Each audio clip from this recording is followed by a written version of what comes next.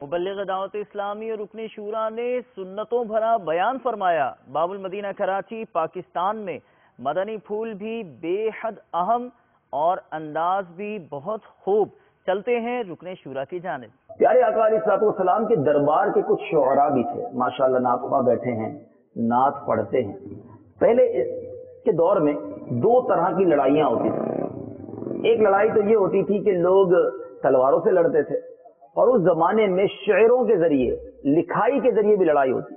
مسلمانوں کے خلاف، پیارے آقا علیہ الصلوۃ والسلام کے خلاف وہ اشعار لکھتے اور صحابہ کرام ان اشعار کا جواب دیا کرتے۔ تو میرے آقا علیہ الصلوۃ والسلام نے ان سے فرمایا تم لوگ مشرکین کی ہجوم کرو، یعنی ان کے خلاف اشعار لکھو، کیونکہ مومن اپنی جان اور مال سے جہاد کرتا رہتا ہے، اور تمہارے اشعار گویا کفار کے حق میں تیروں کی مار کی برابر ہے۔ یعنی ایسے ہی اشعار لکھتے تھے۔ ایک اور صحابی حضرت عبداللہ بن رواحہ، اب یہ بڑے خوبصورت ان کا کام تھا کہ نبی پاک علیہ الصلوۃ والسلام کی نعتیں لکھا کرتے۔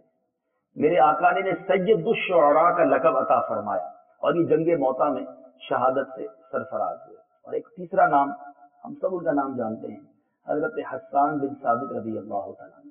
یہ وہ مقدس صحابی ہیں کہ میرے آقا انہیں منبر اقدس پر بٹھا کر اپنی نعتیں سنا کرتے تھے۔ میرے آقا ان کے لیے منبر بچھاتے اور یہ پیارے آقا کی شان بیان کرتے۔ یہ تو صحابہ کا طریقہ، نعت پڑھنا، نعت سننا میرے آقا کا طریقہ۔ نعت خوانی جاری رہے گی۔ خدا اہل سنت کو آباد رکھے، محمد کا میلاد ہوتا رہے۔